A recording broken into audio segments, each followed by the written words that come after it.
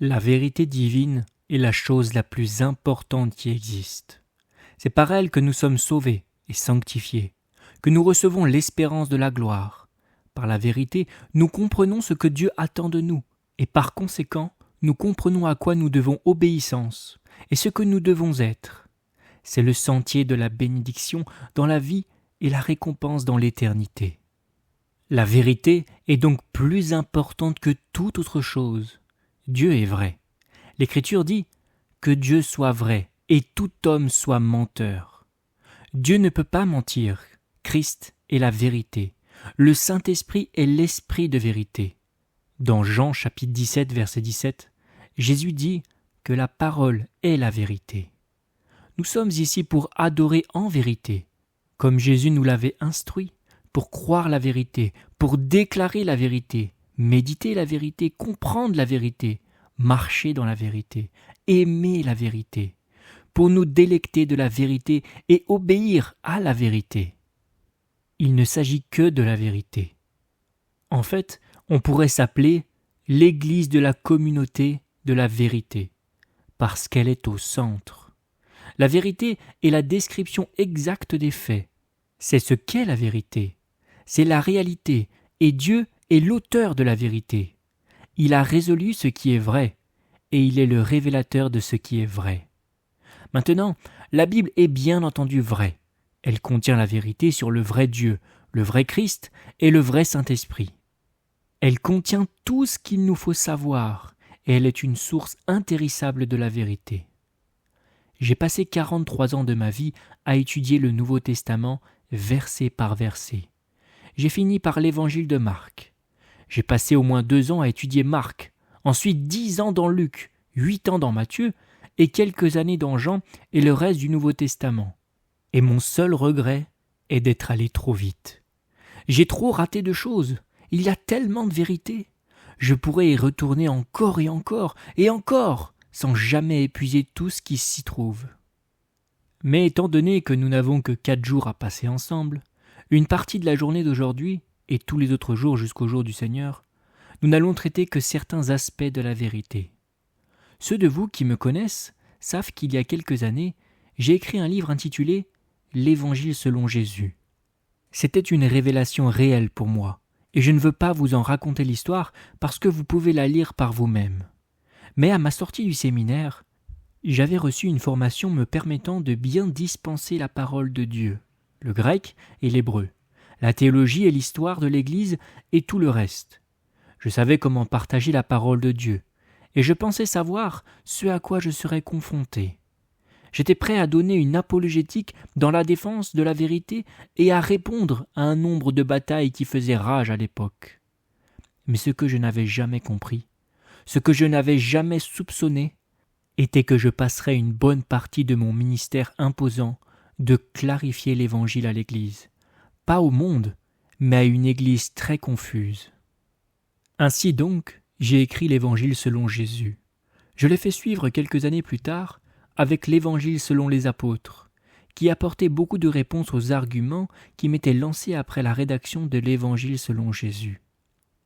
Par la suite, j'ai écrit d'autres livres comme « La guerre de la vérité », ce genre de choses pour retourner à la vérité de l'Évangile, et quelques autres livres qui traitaient de la question de l'Évangile.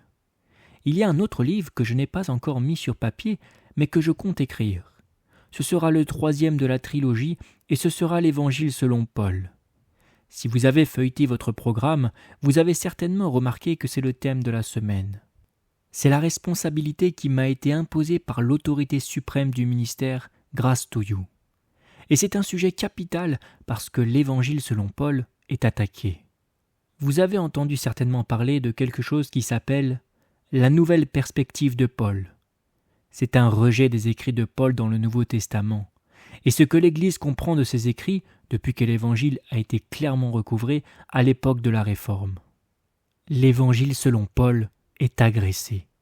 Je ne vais pas m'attaquer à l'erreur, ce n'est pas nécessaire. Si je vous donne la vérité, vous pourrez vous-même trouver l'erreur. Mais nous allons examiner l'Évangile selon Paul. Et donc nous allons examiner sa personne. Nous avons beaucoup de matériel de travail. Nous avons assez de versets qui parlent de lui dans le livre des Actes. Ensuite, les 13 épîtres qu'il a écrites. Il y a donc beaucoup à voir en ce qui concerne Paul. Il parle de l'Évangile comme étant l'Évangile de Dieu. Il l'appelle l'Évangile du Dieu béni. Il le nomme l'Évangile de son Fils, l'Évangile de Christ, l'Évangile de notre Seigneur Jésus-Christ. Il l'appelle l'Évangile de la grâce, l'Évangile de la paix, l'Évangile de notre salut, mais plus merveilleusement encore, mon Évangile. Et ensuite, il va plus loin en l'appelant notre Évangile. Qu'est-ce qu'était son Évangile ? Qu'est-ce qu'est notre Évangile ? Qu'est-ce que l'Évangile de grâce, l'Évangile de paix, l'Évangile du salut, l'Évangile du Seigneur Jésus-Christ, l'Évangile du Dieu béni ? Qu'est-ce que c'est ? Nous devons savoir ce que c'est, parce que c'est cet Évangile que nous proclamons. En des termes familiers pour nous tous, Romains chapitre 1, Paul dit au verset 15 « J'ai le vif désir de vous annoncer l'Évangile, car je n'ai pas honte de l'Évangile. C'est une puissance de Dieu pour le salut de quiconque croit, du juif premièrement, puis du grec. » C'est chronologique. Que prêchait-il donc ? Quelle est cette chose qu'il avait le vif désir de prêcher ?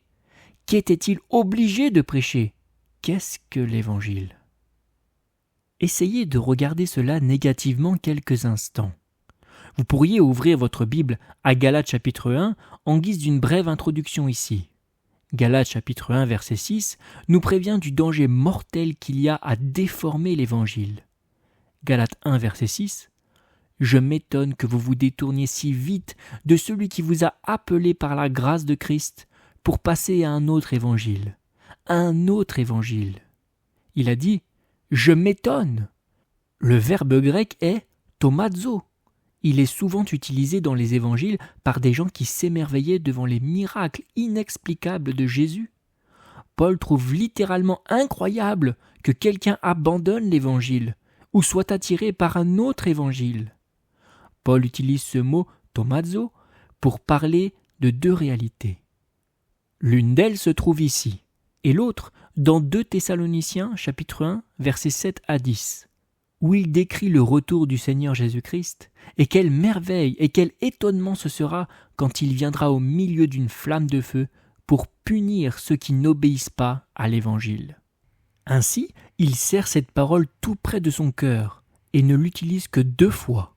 « Je m'étonne que vous vous détourniez si vite, vous éloignant de celui qui vous a appelé. » Nous parlons ici d'un appel véritable, d'un appel interne, d'un appel réel, d'un appel au salut. Nous parlons des personnes qui sont réellement appelées, c'est-à-dire des personnes converties, mais attirées et séduites par un autre évangile. Ces gens sont aguichés. Ils sont, en quelque sorte, aguichés par un autre évangile. Ensuite, il dit au verset 7, « Non pas qu'il y en ait un autre évangile, mais il y a des gens qui vous troublent et veulent pervertir l'évangile du Christ. » Puis vient cet avertissement. « Mais si nous-mêmes, pronom personnel pluriel, qu'il aime utiliser en parlant de lui, parce que c'est une manière humble de parler de soi.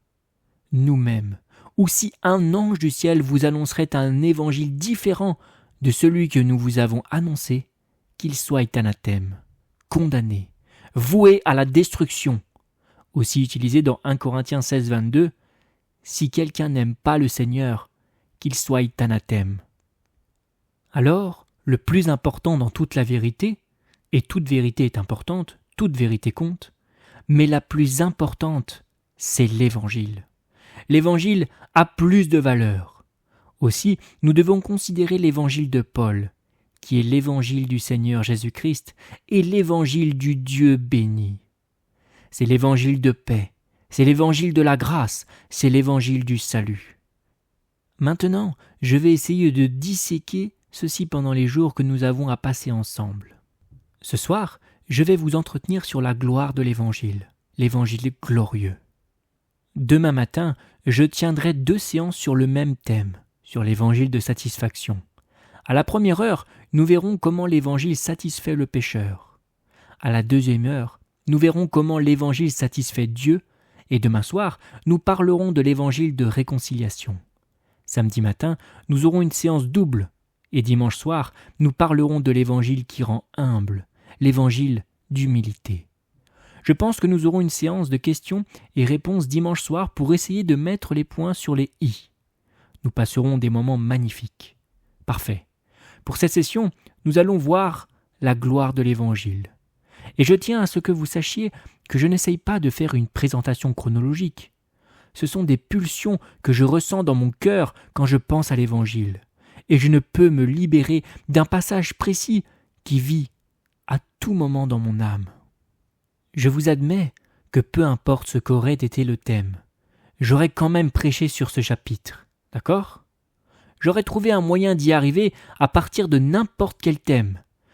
Tous les chemins mènent à 2 Corinthiens 4. Alors ouvrez vos Bibles dans 2 Corinthiens 4. J'ai abordé 2 Corinthiens assez tard dans mon ministère d'enseignement, et je m'en réjouis. Si j'avais essayé d'enseigner sur le livre de 2 Corinthiens quand j'étais encore un jeune pasteur, je n'aurais jamais été à même de le comprendre. Il vous faut des décennies de matraquage pour comprendre ce que Paul enseigne ici. Il vous faut des années et des années d'expérience pour comprendre son cœur dans cette épître singulière. Et si vous voulez avoir le cœur et l'âme de l'apôtre Paul, je vous suggère d'acheter le commentaire sur 2 Corinthiens. Lisez un chapitre chaque jour et vous connaîtrez cet homme de fond en comble, parce qu'il vous dévoile son cœur dans cette incroyable lettre 2 Corinthiens 4. Et vous savez, quand vous pensez à l'Évangile, je sais que vous pensez à Galates, vous pensez à Romains, vous pensez à Colossiens et les passages que nous lisons. Vous pourriez aussi penser à d'autres sermons de Paul dans le livre des Actes où l'Évangile est prêché. Cependant, vous allez vous rendre compte que dans les sessions que nous avons, nous allons à plusieurs reprises consulter les lettres aux Corinthiens pour avoir une compréhension de l'Évangile. Elles sont souvent ignorées en pareilles circonstances. 2 Corinthiens chapitre 4 va nous donner un aperçu de la gloire de l'Évangile. Le thème de 2 Corinthiens est la souffrance. La souffrance. Et c'est un point d'entrée parfait puisqu'il apporte beaucoup d'explications sur la gloire de l'Évangile. Quand vous allez au verset 4, vous voyez une expression à la fin de ce verset. Le glorieux évangile de Christ. Le glorieux évangile de Christ. Ce sera notre thème pour cette session d'ouverture. Le glorieux évangile de Christ. Nous parlerons de la gloire de l'évangile. La gloire de l'évangile est une compréhension capitale, c'est-à-dire il a une importance capitale. Il est d'une nature qui surpasse toute chose. C'est une réalité irrésistible. Il est d'une importance sans pareille. La gloire de l'Évangile est ce qui fait que l'Évangile transcende toute autre chose, toute autre vérité, tous les autres messages. Et vous devez comprendre que lorsque je dis 2 Corinthiens concerne la souffrance, la question immédiate surgit car Paul fait le récit de ses souffrances tout au long de cette épître. Pourquoi s'exposer à toute cette souffrance ? Et sa réponse est la gloire de l'Évangile, parce qu'il n'y a rien de semblable, rien qui s'en rapproche, et rien qui ne l'équivaut, rien qui n'ait autant de priorité, autant de proéminence, autant d'importance. C'est un message transcendant, c'est un message glorieux qui n'a pas d'égal. Je pense que cette réalité est absente dans l'Église évangélique que je vois de nos jours, où l'Évangile est foulé aux pieds et minimisé. Quand vous regardez la vie de l'apôtre Paul, vous voyez une vie de souffrance, n'est-ce pas ? Beaucoup de personnes de nos jours se sont débrouillées à prêcher un autre évangile, qui n'est pas vraiment un évangile différent parce qu'il n'existe pas d'autre évangile, mais ils se sont fait une variante de l'évangile, qui n'est pas le vrai évangile, afin d'éliminer la souffrance et rendre l'évangile acceptable, pour en sortir ce qui offense. Mais Paul, non. Tout son ministère sur l'évangile rendait les gens furieux, en colère, hostiles, brutaux, et jamais il n'a modifié le contenu du message. Quand il arrive à la fin de ses jours, nous percevons ces paroles d'adieu, des paroles familiales dans sa 2e lettre à Timothée, et il dit ceci au chapitre 4. « Car pour moi, je sers déjà de libation, et le moment de mon départ approche. » Et vous vous souvenez de ces paroles ? J'ai combattu. Quoi ? Le bon combat. J'ai combattu le bon combat. C'était un combat du début à la fin. Et savez-vous quelle était sa fin ? Il a mis la tête sur un billot. Et une hache a sévèrement tranché sa tête du reste de son corps. Et il était avec son Seigneur. Avant cela, il avait été emprisonné plusieurs fois. Quand il entre dans une ville, il ne demande pas à quoi correspond l'hôtel. Il exigeait à quoi ressemblait la prison, parce qu'il savait que ce serait là qu'il séjournerait. Quel type de prison y a-t-il dans cette ville ? Et quelqu'un venait probablement vers lui encore et encore en disant « Écoute, Paul, pourquoi ne te calmes-tu pas ? Tu n'as vraiment pas besoin de finir en prison dans toutes les villes ou d'être chassé de chaque ville. Veux-tu passer toute ta vie avec des gens qui ourdissent des complots contre toi ? Les complots des Juifs, les complots des païens, les complots du peuple, les complots des dirigeants. Il n'est pas nécessaire qu'il en soit ainsi. Tu peux éviter cela. » Comment endurait-il tout cela ? La réponse est qu'il avait compris la gloire de l'Évangile. Maintenant, je veux que vous regardiez le chapitre 4. Et je sais que normalement, je vais lentement pour ne toucher que quelques versets. Je me souviens, quand j'ai commencé le livre de Romains, notre congrégation était enthousiaste. Ils étaient tous venus, et l'épître aux Romains commençait en ces termes. Paul. Et mon premier sermon était sur Paul. Puis ils se disent, mince alors, il va décortiquer un mot à la fois ? Au secours ! Je sais que je fouine et creuse beaucoup, mais nous allons quand même parcourir plusieurs chapitres ensemble. Je veux que vous voyiez comment ce chapitre est élaboré. Il dit à la fin du verset 1, « Nous ne perdons pas courage. Nous ne perdons pas courage. » Descendez au verset 16. Là, vous êtes à la fin du chapitre. Il dit encore, « C'est pourquoi nous ne perdons pas courage. » C'est vraiment important. Malheureusement, ce n'est pas la meilleure traduction. C'est un verbe grec, ekakeo. Et ekakeo est la racine du mot kakos, qui signifie mal. C'est agir mal, c'est faire le mal. Paul dit, « Écoutez, j'ai été soumis à diverses tentations à faire le mal, à m'écarter de la vérité de l'Évangile pour me faciliter la vie. Mais je ne le fais pas. Je ne le fais pas. » Suivez la litanie chapitre 1 verset 3. « Béni soit Dieu, le Père de notre Seigneur Jésus-Christ, le Père des miséricordes et le Dieu de toute consolation, qui nous console dans toutes nos afflictions. » À peine est-il à quelques versets du début de la lettre qu'il parle déjà de toute son affliction. Il utilise encore le mot affliction au verset 4. Au verset 5, il parle de ses souffrances, des souffrances de Christ qui abondent en lui. Nous sommes affligés. Il dit encore au verset 6, « La patience a supporté les mêmes souffrances. » Au verset 8, il dit, « Frères, nous ne voulons pas que vous ignorez la détresse que nous avons connue. » Quelle en était la sévérité ? Nous avons été accablés à l'extrême, au-delà de nos forces. Littéralement, chaque jour, il côtoyait la mort. Au verset 9, il dit « Nous avons intérieurement accepté notre arrêt de mort. » En d'autres termes, autant que je pouvais voir, selon mes pensées, en évaluant la situation, c'était fini. Les ennemis avaient tous les pouvoirs et toutes les opportunités, et nous avions perdu toute assurance.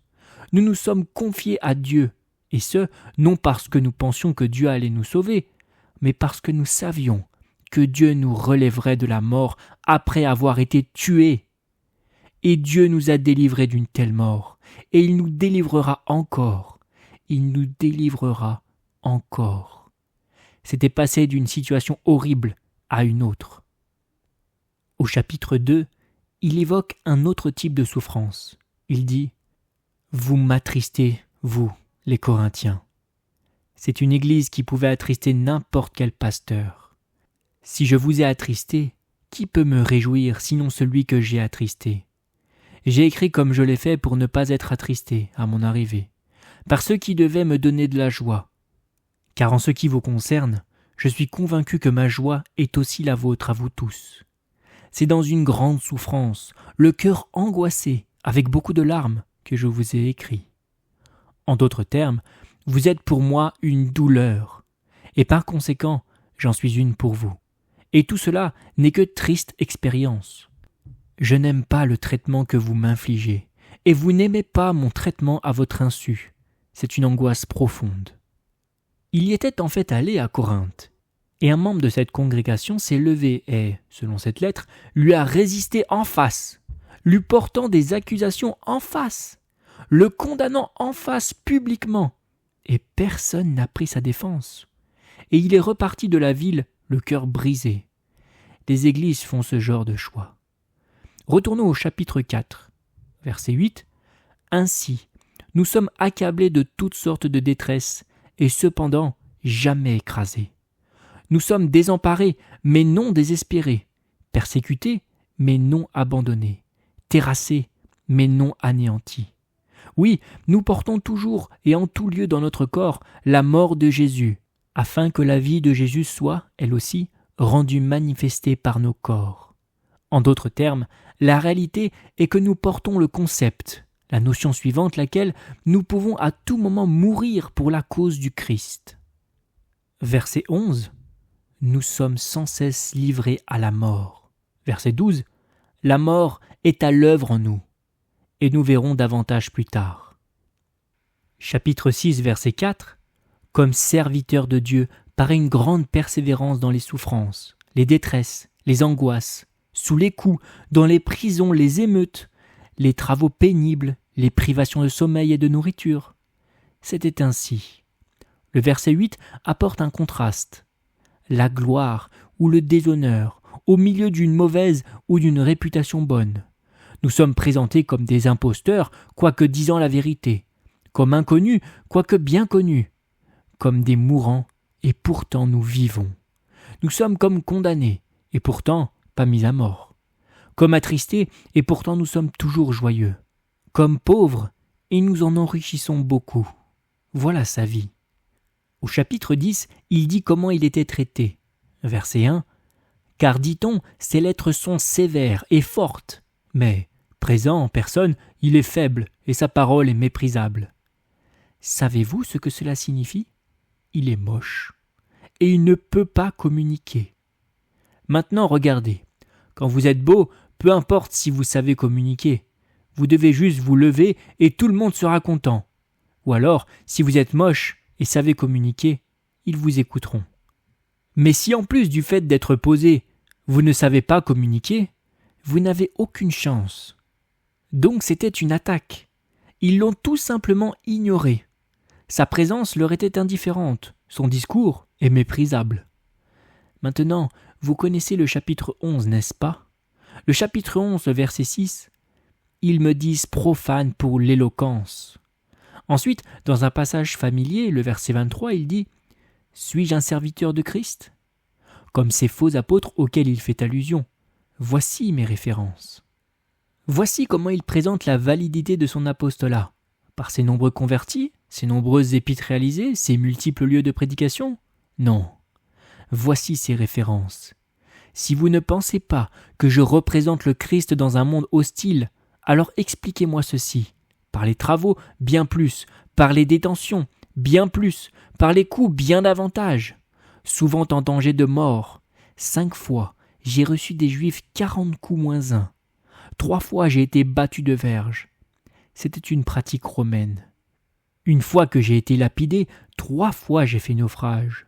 J'ai passé 1 jour et 1 nuit dans l'abîme, souvent en voyage, exposé au danger des fleuves, au danger des brigands, au danger de la part de mes compatriotes, au danger de la part des païens, au danger dans la ville, au danger du désert, au danger dans la mer, au danger parmi les faux frères, au travail et à la peine, souvent dans l'éveil, dans la faim et dans la soif, souvent dans les jeûnes, dans le froid et le dénuement, et sans parler du reste, ma préoccupation quotidienne, le souci de toutes les églises. Il ne parle pas d'administration. J'ai entendu quelqu'un prêcher dessus. Oui, il avait le fardeau de l'administration. Quoi ? Il ne parle pas d'administration. Il explique son propos au verset 29. Qui est faible que je ne sois faible ? Savez-vous ce que cela veut dire ? Il était pasteur à tel point que, quand un chrétien était faible, il ressentait la douleur de la faiblesse de ce chrétien. Il dit aussi « Qui vient à tomber que je ne brûle ?» Son cœur était brisé par le péché de ses ouailles. C'est un lourd fardeau à porter par un seul homme. Maintenant, ayant tout ceci en pensée, retournez au chapitre 4. Et nous voulons orienter notre attention sur la question « Que fais-tu donc pour provoquer tout ce trouble ?» Tu as des problèmes avec les païens à cause de ce que tu leur dis. Et tu as les problèmes avec l'Église à cause de ce que tu leur dis. Arrêtez-vous. J'ai rencontré un leader d'une des plus grandes méga-congrégations d'églises des États-Unis que vous devez tous connaître. Une méga-église. Et je me suis assis dans son petit bureau, un immense bureau en fait, et il m'a dit « MacArthur, je n'ai qu'une parole pour toi. » J'ai répondu « Super, et laquelle ?» Il a dit « Calme-toi. » Quoi ? Moi, plus calme ? Oui, allons, détends-toi, du calme. Vous savez, si vous me demandez quel est mon héros dans le ministère, je réponds Paul. Il est tout le temps sur mon épaule. Je ne pense pas qu'il aurait gobé ça. Hé Paul, allons, calme-toi. Allons, sois moins dur avec les païens. Sois moins dur avec l'Église. Allons. Non. Pourquoi ? Parce qu'il avait compris qu'on ne peut pas tergiverser sur la vérité divine. Vous ne pouvez pas l'ajuster. Vous ne pouvez pas la marginaliser. Vous ne pouvez pas. Vous ne pouvez pas la fausser.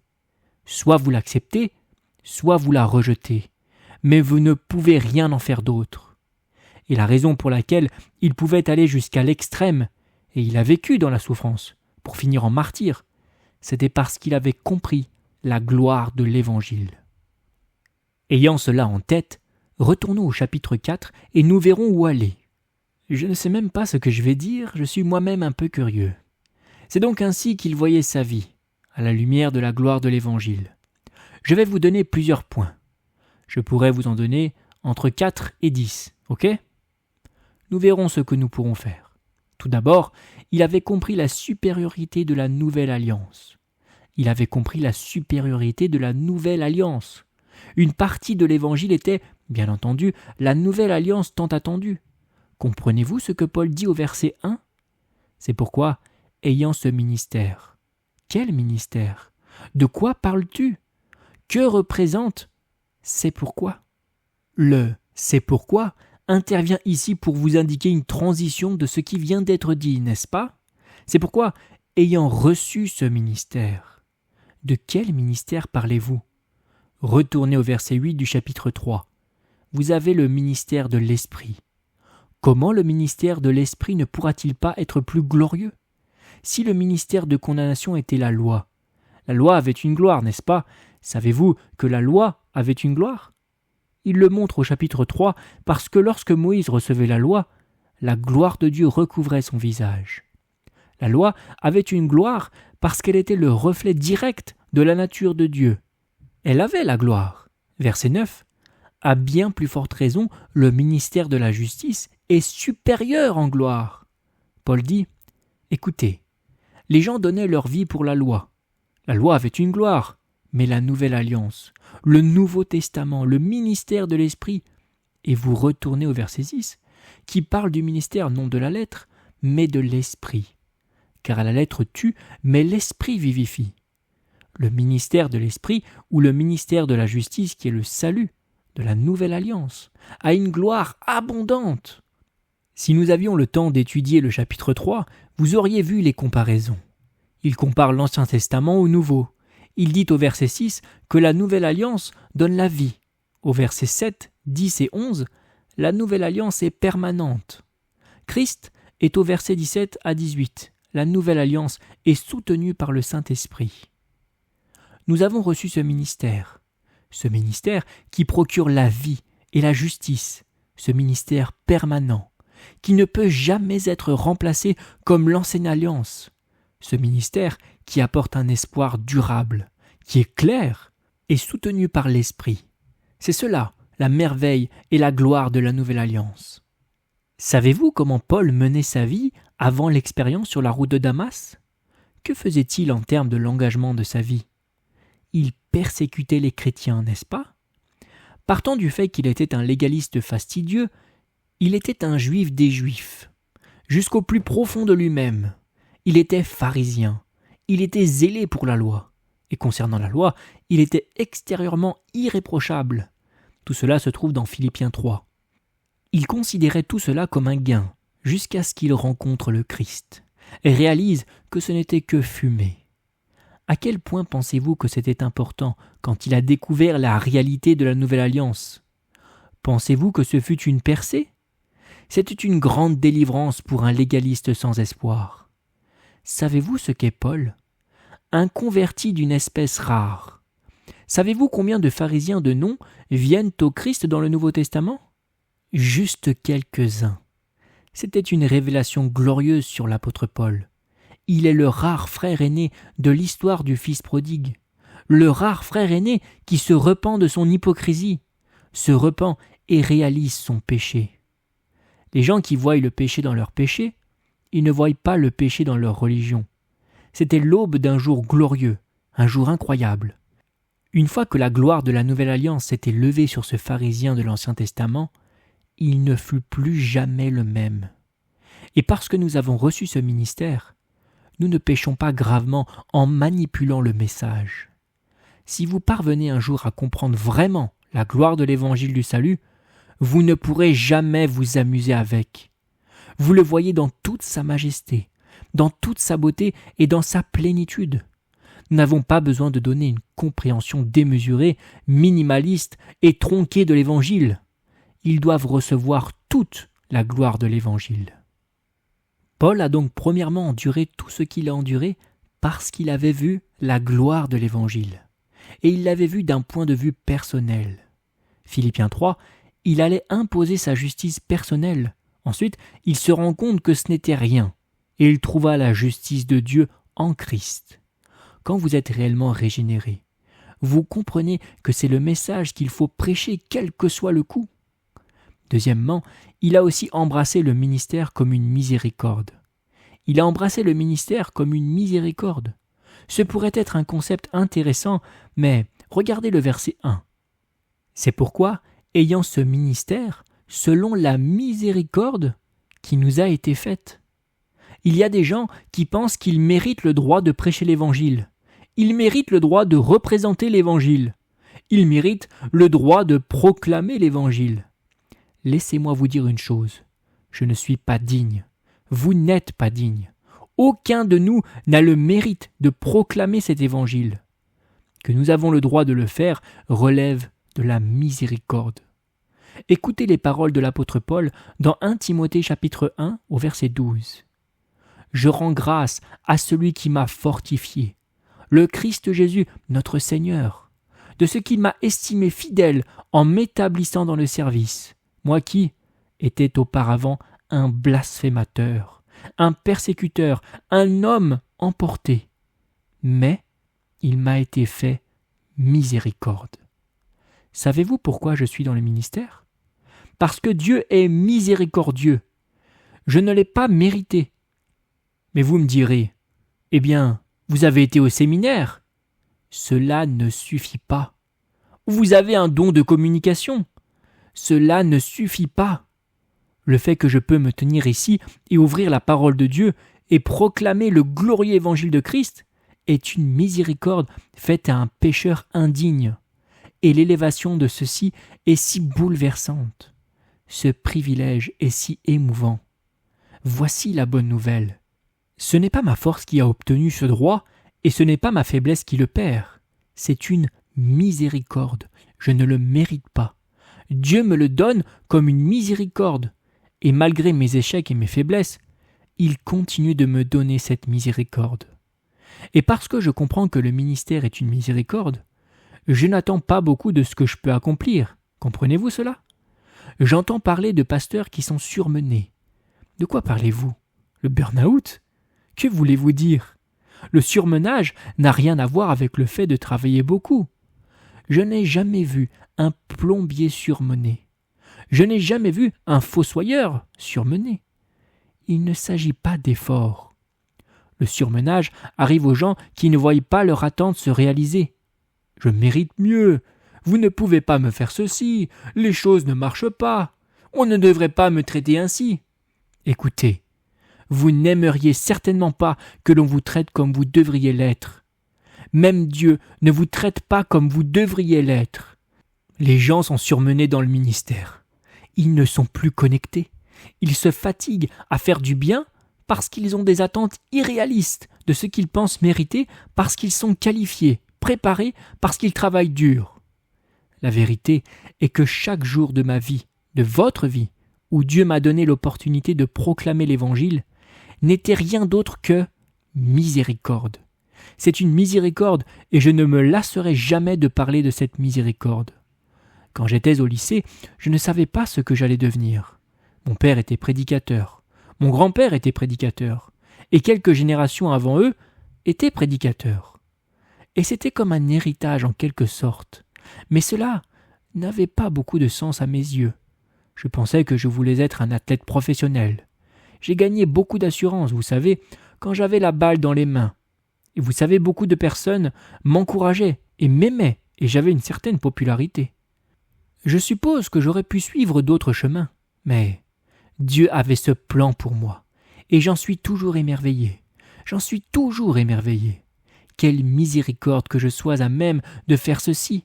Je me lève ici tous les dimanches, et bientôt ça fera la 50e décennie. Existe-t-il plus grand privilège? Existe-t-il un plus grand honneur que ça, pour moi, un serviteur indigne? Paul ne l'avait jamais oublié. Il n'avait jamais oublié la gloire de l'Évangile, et vous le ressortirez tout au long de ce passage.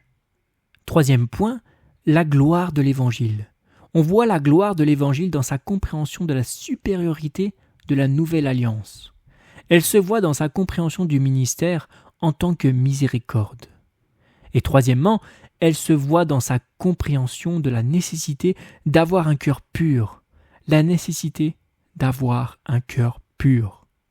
Certes, c'est la miséricorde, mais cela ne laisse pas de place au péché. J'aime ce qu'il dit au verset 2 de Corinthiens chapitre 4. « Nous refusons les cachotteries honteuses. Je n'ai pas de vie secrète. Je n'ai pas de vie secrète. » N'êtes-vous pas choqué de réaliser qu'un pasteur a une vie secrète? C'est horrible, n'est-ce pas? Une vie de cachotterie honteuse. Et tout d'un coup, il fait l'objet d'un scandale. Et il est sur la une ou sur les pages des journaux. Paul dit « Je refuse cela. Je refuse une vie de cachotterie. Je ne marche pas dans deux mondes. » Et comment vous défendez-vous quand on vous accuse de cela? Parce que c'est ce qu'il faisait. Il lui reprochait d'avoir une vie secrète. En fait, en lisant entre les lignes de 2 Corinthiens, vous verrez qu'ils insinuent qu'il est dans le ministère pour l'argent. Et j'ai déjà été accusé de cela. Et il était dans le ministère afin d'avoir la faveur des femmes. Il répond « Je n'ai pas une vie secrète.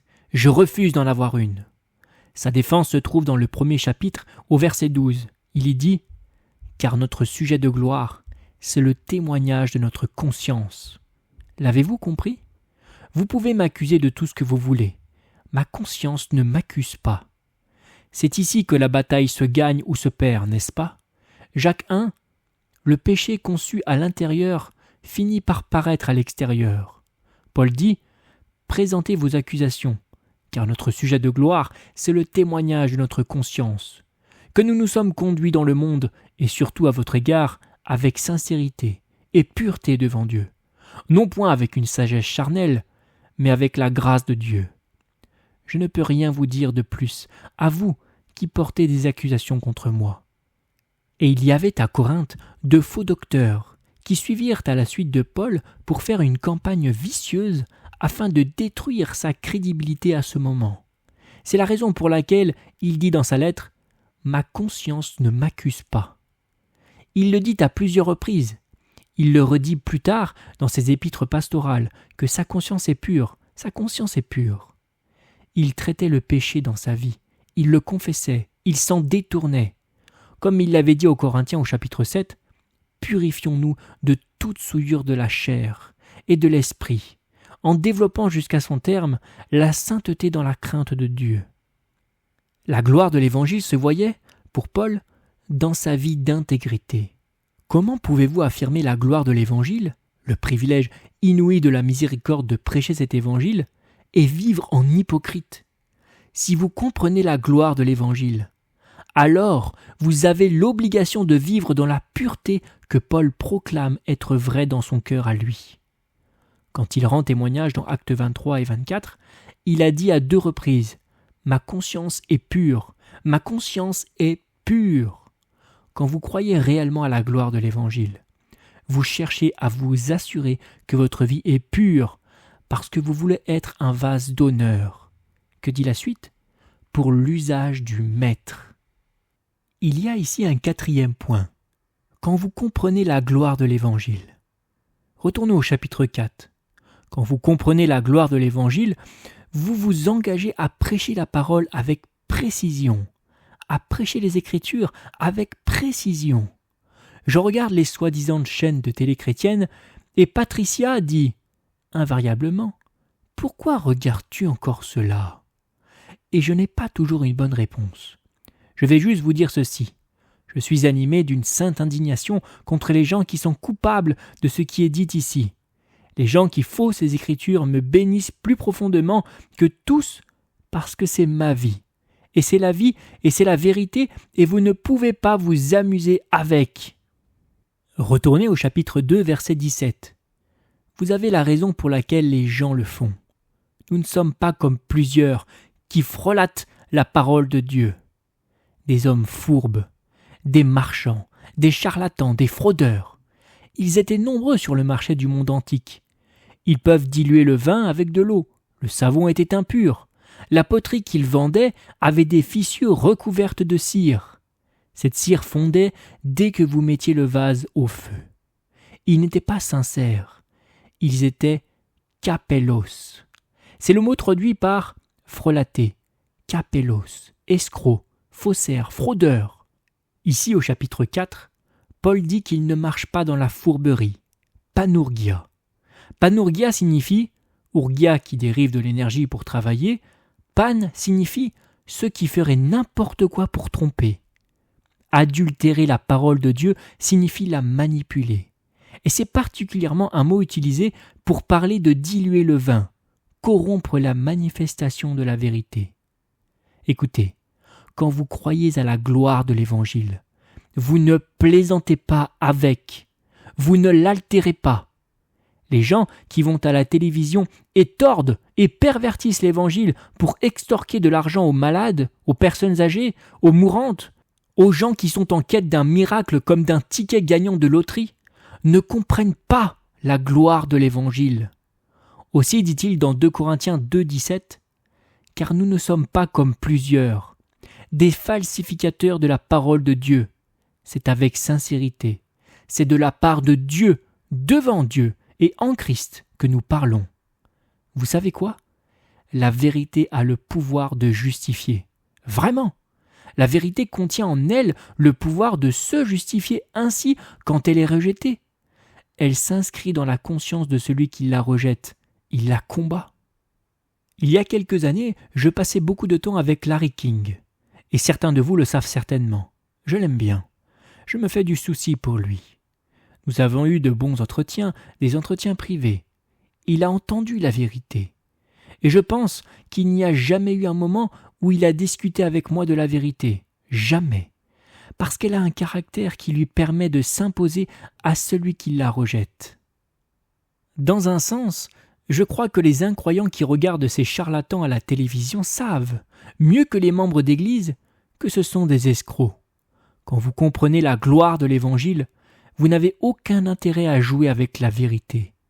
Vous voulez vivre une vie pure. Vous comprenez le privilège inouï de la miséricorde du ministère parce que vous célébrez la grandeur de l'Évangile de la Nouvelle Alliance. Certaines personnes disent « Vous savez, nous devons un peu changer le message parce que nous n'avons pas de résultats. Vous savez, nous devons toucher ce message parce qu'il n'est pas très efficace. » Vraiment ? Le point suivant que je veux vous donner est que si vous comprenez vraiment la gloire de l'Évangile, vous savez que les résultats dépendent de Dieu. D'accord ? Les résultats dépendent de Dieu. Vous vous souvenez de la parabole du semeur ?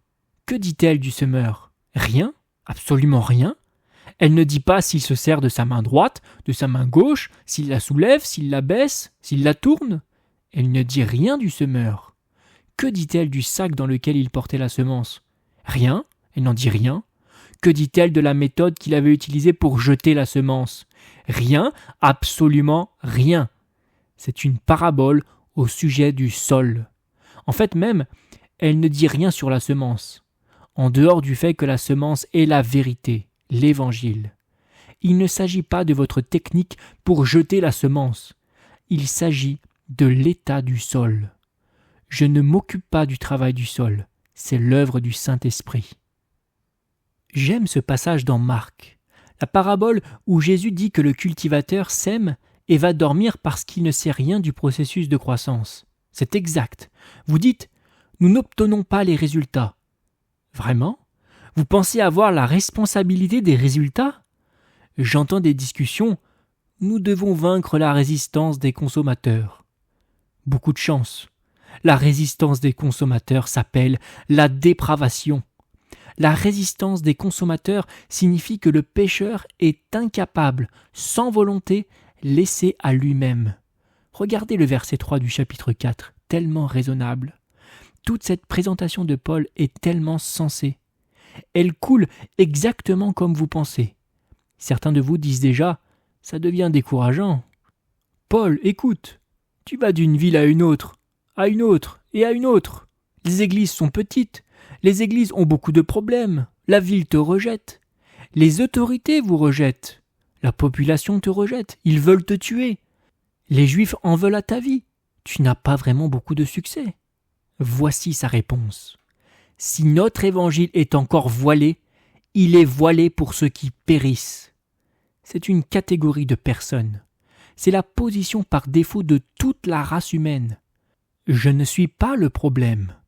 Mais comment sont-ils ainsi devenus? Verset 4. Pour les incrédules dont le Dieu de ce siècle a aveuglé les pensées, afin qu'ils ne voient pas resplendir le glorieux évangile du Christ, qui est l'image de Dieu. Le problème n'est pas votre technique. Le problème, c'est leur cœur. Vous avez toutes ces personnes qui viennent avec des façons pragmatiques de faire une évangélisation efficace. Vraiment? Pour vaincre la résistance des consommateurs, rendre le message plus acceptable? Nous en parlerons plus avec d'autres portions de la Bible. Vous vous mettez dans la position de « j'ai écrit un livre intitulé Esclaves ». Certains d'entre vous le connaissez? Imaginez que j'essaie de vendre ce livre dans un monde plein d'esclaves. En passant, un Juif crucifié à Jérusalem, rejeté par son peuple, rejeté par ses dirigeants, exécuté comme un criminel ordinaire par les Romains, était ressuscité des morts. Il est le Dieu vrai et vivant, le seul sauveur, et il veut faire de vous son esclave. Ah vraiment? En plus, vous devez rejeter tous vos autres maîtres, confesser vos péchés, vous repentir et vous tourner vers lui comme la seule source du salut.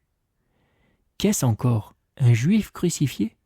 Voici le message que Paul prêche dans le monde païen. Et vous ne devez pas seulement mettre en lui votre foi, mais vous devez aussi le confesser comme sauveur et devenir son esclave. Vente difficile. Vous ne pouvez pas combattre la résistance des consommateurs dans un monde païen en leur parlant d'un Juif crucifié, eux qui n'ont pas d'arrière-plan dans l'Ancien Testament, qui ne comprennent rien au système de sacrifice, et vous leur demandez de croire que ce Juif crucifié est Dieu fait chair, l'unique sauveur, l'unique Dieu vrai et vivant, le seul espoir d'être sauvé, et vous êtes supposé devenir son esclave.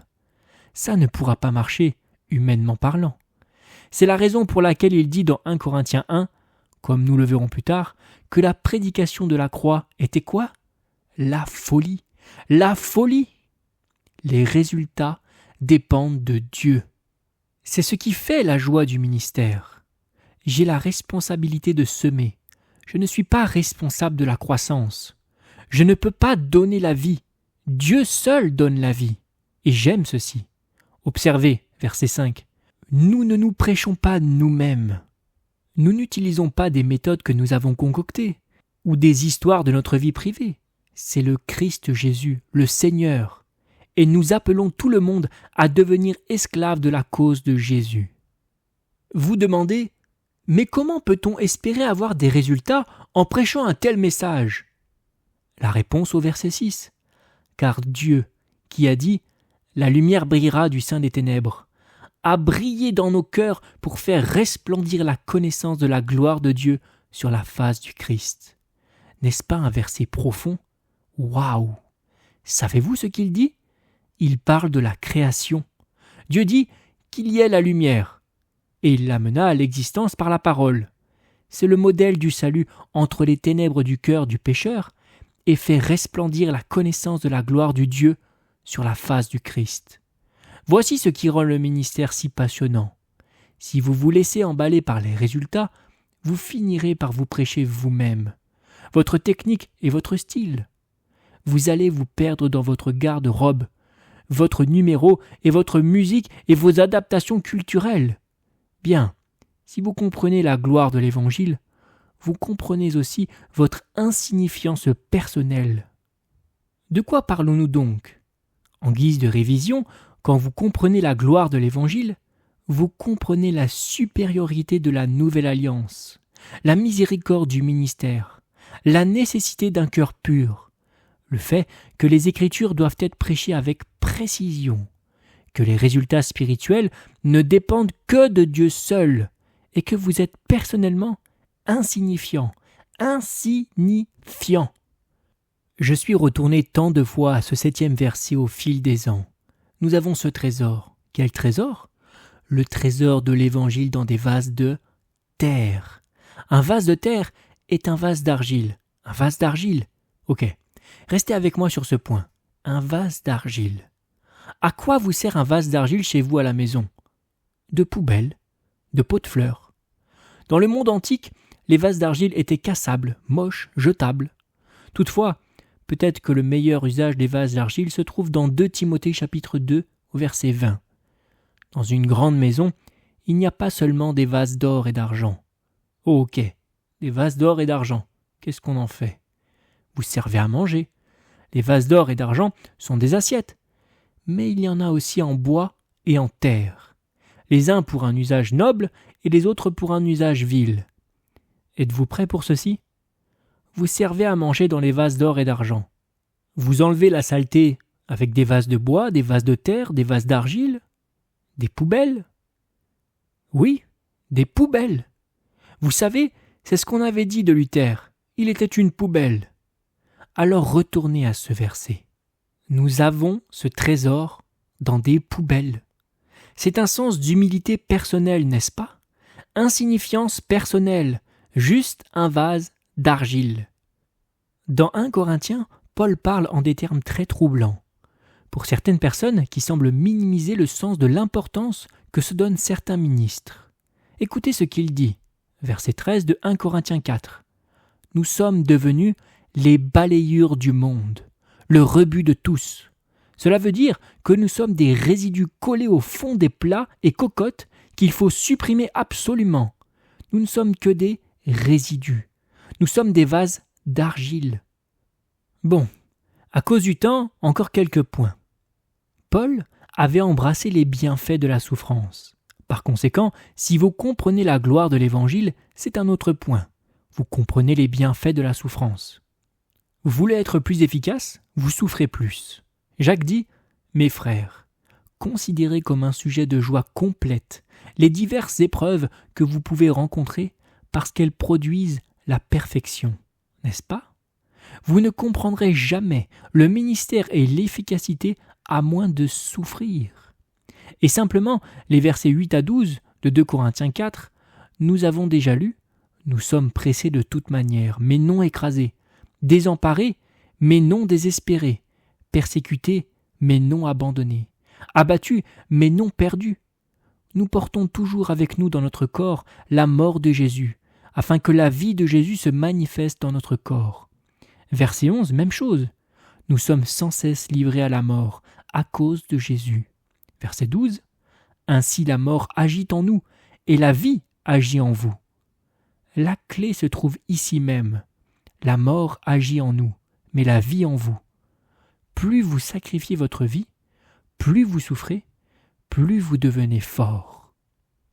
Allons au chapitre 12 de 2 Corinthiens, parce que nous ne pouvons l'éviter. Chapitre 12, verset 7. À cause de l'excellence de ses révélations. Paul avait ses grandes révélations. Vous savez qu'il avait eu une audience personnelle avec le Christ, monté au ciel sur la route de Damas, et plusieurs autres fois, et il aurait bien pu s'enorgueillir. Alors, pour l'empêcher de s'élever, et il a juste parlé de son voyage au ciel, n'est-ce pas? Et il y a vu des choses dont il ne pouvait même pas parler. Il aurait pu utiliser ces choses comme raison de s'enorgueillir, mais, afin de l'empêcher d'être enflé d'orgueil, il m'a été mis, dit-il, une écharde dans la chair. Le mot écharde était en réalité une sphère, une lance, littéralement mise dans sa chair, qui aurait pu s'enorgueillir autrement. Cette lance est décrite comme un messager de Satan. Un ange de Satan. Qu'est-ce qu'un ange de Satan? Un démon. Ce démon attaquait-il Paul directement? La meilleure explication est que ce serait le chef des démons des faux docteurs qui divisait l'église de Corinthe, qu'il aimait, et par conséquent lui transperçait le cœur à cause de son amour pour cette église. Et voici les faux docteurs, conduits par la puissance démoniaque pour faire des ravages dans l'église de Corinthe. Et Paul en est tourmenté, et le Seigneur le permet afin qu'il ne s'enfle pas d'orgueil. Le Seigneur vous soumettra à beaucoup d'épreuves en tant que pasteur pour que vous ne soyez pas enflés d'orgueil, même s'il devait utiliser les démons pour créer le trouble. Il l'a dit 3 fois, j'ai supplié le Seigneur de l'éloigner de moi, et il m'a dit, ma grâce te suffit, car ma puissance s'accomplit dans quoi? La faiblesse. Plus vous vous élevez, plus vous forcez le Seigneur à vous humilier. Quand vous comprenez la gloire de l'Évangile, vous comprenez les bienfaits de la souffrance. La souffrance vous rend plus efficace en tant qu'instrument parce qu'elle vous donne la puissance qui est rendue parfaite dans la faiblesse. Paul avait compris le message. C'est pourquoi je me plais dans les faiblesses, dans les outrages, dans les privations, dans les persécutions, dans les angoisses pour le Christ. En effet, quand je suis faible, c'est alors que je suis fort. Plus vous vous enorgueillissez, plus vous devenez inutile. 2 pensées encore avant de finir. Comprendre la gloire de l'Évangile, c'est comprendre toutes ces choses. Je ne vais plus revenir dessus et il y a juste 2 autres choses à considérer. Comprendre la nécessité de la conviction. Comprendre la gloire de l'Évangile, et ceci résume en quelque sorte tout ce que nous avons dit. Comprendre la nécessité de la conviction. Encore une fois, c'est un passage que je relis souvent. Verset 13. « Et comme nous avons le même esprit de foi, selon ce qui est écrit, il cite le psaume 116, « J'ai cru, c'est pourquoi j'ai parlé. » Nous aussi nous croyons, et c'est aussi pourquoi nous parlons. Les gens m'ont dit au fil des ans, « Vous n'avez pas la langue dans la poche, n'est-ce pas ?» Non. Un monsieur m'a présenté à une convention de vendeurs de livres comme « John MacArthur est plus gentil en personne que dans sa prédication. » Et vous savez, j'ai une façon de comprendre cela. Je n'essaye pas de faire d'histoire à tout le monde.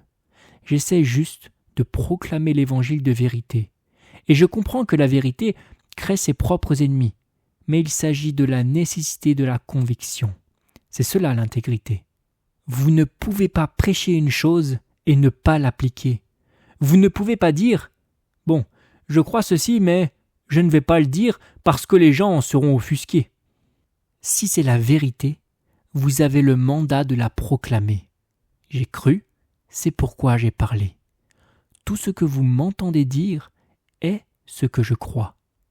Alors, qu'avons-nous appris ce soir? Et nous l'avons parcouru, mais nous avons appris que si, comme Paul, vous comprenez la gloire de la Nouvelle Alliance, elle a toutes sortes d'implications dans votre vie. Vous ne vous lasserez jamais de la gloire supérieure de la Nouvelle Alliance. Vous comprendrez toujours le privilège du ministère comme étant une miséricorde que vous ne méritez pas. Vous cherchez à avoir un cœur pur parce que vous ne voudrez rien faire qui pourrait vous rendre inutile dans la proclamation de cet évangile glorieux.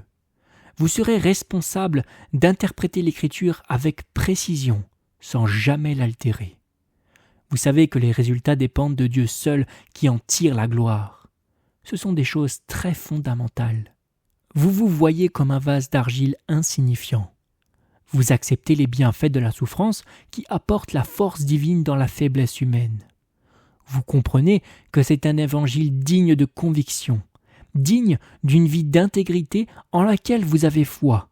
Et c'est exactement ainsi que vous le proclamez. Finalement, quand vous comprenez la gloire de l'Évangile, vous faites passer la récompense future avant la difficulté présente. Au verset 13, 14 et 15, il dit « J'ai cru, c'est pourquoi j'ai parlé. Et si je dois mourir, verset 14, Jésus me ressuscitera, et il vous ressuscitera et nous fera paraître avec vous en sa présence. » Alors je poursuis ma prédication parce que la vérité que je prêche, la vérité de la grâce, se propage vers plus de personnes. Elle entraînera de nombreuses louanges à la gloire de Dieu au ciel. Et avec cette vue du ciel, introduite à la fin du verset 15, il dit au verset 16, et nous y allons très rapidement, « C'est pourquoi nous ne perdons pas courage. » Ce qu'il avait déjà dit au verset 1, parce que nous faisons passer ce qui est éternel avant ce qui est temporaire, le futur avant le présent. Un moment de légère affliction produit pour nous au-delà de toute mesure un poids éternel de gloire. Et même lorsque notre homme extérieur se détruit, notre homme intérieur se renouvelle de jour en jour. Car un moment de légère affliction produit pour nous au-delà de toute mesure un poids éternel de gloire. Aussi nous regardons non point aux choses visibles, mais à celles qui sont invisibles. Car les choses visibles sont momentanées, et les invisibles sont éternels. Je ne suis pas en quête d'une réputation dans cette vie. Je ne suis pas en quête du succès dans cette vie. Je suis plus intéressé par un poids éternel de gloire, par une fidélité qui sera récompensée dans l'avenir par un Dieu fidèle. Je ne me soucie pas de légères inflictions du temps présent, et je ne suis pas dans l'opulence, respectivement à bon nombre. Je ne regarde pas aux choses visibles, et je ne veux pas que ma vie trouve une explication humaine. Je veux que ma vie ait un sens divin. Ainsi donc, Paul avait compris la gloire de l'Évangile. Demain matin, nous verrons ce qui fait la gloire de cette nouvelle alliance en parlant de la réalité satisfaisante de l'Évangile. Notre Père, nous te remercions pour ta profonde bienveillance en nous donnant les Saintes Écritures. Merci parce qu'elles contiennent le son de la vérité. Et peu importe le nombre de fois où nous la lisons, ta parole, elle est toujours fraîche et vivante. Merci parce qu'elle est inattaquable, parce qu'elle est la vie. Merci parce qu'elle est nette, c'est-à-dire claire, nous la comprenons. Elle remplit nos pensées de la vérité, et elle réchauffe nos cœurs du zèle et de passion, pousse nos pieds à l'obéissance. Sois honoré et sois glorifié pendant ces jours que nous passerons ensemble à étudier ta parole. Accomplis tes desseins dans chaque vie. Nous prions au nom de Christ. Amen.